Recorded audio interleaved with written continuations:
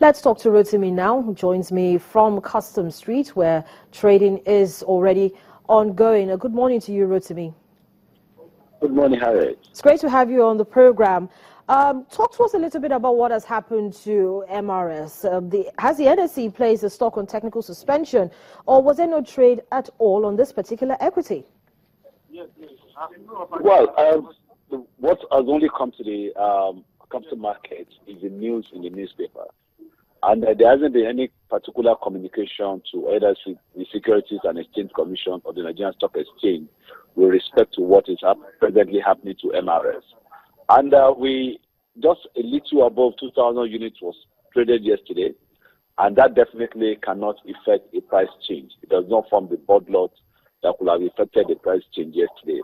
So the price remained stable, mainly because there was no demand for the stock, in spite of the array of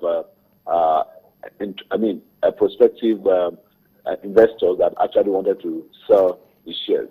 So that is the reason why the price didn't change yesterday. There is no form of technical suspension or whatsoever suspension placed on the stock.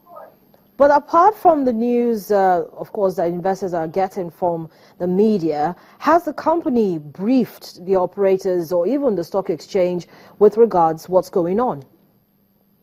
Well, so far so good.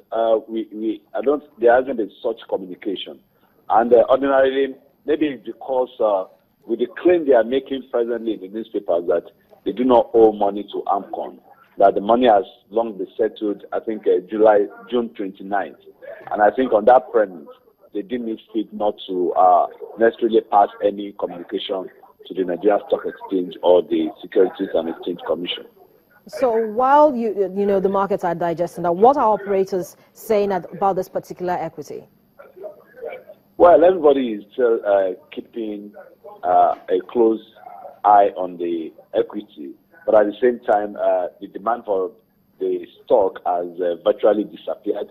And even those that are willing to sell, they are not yet offering as much because yesterday there wasn't any transaction there. So there is every likelihood that there may not be as much transaction as yesterday today. So invariably, it will be a futile exercise to go ahead and put their offer on the market. So for now, I think everybody is just indifferent to that particular stock.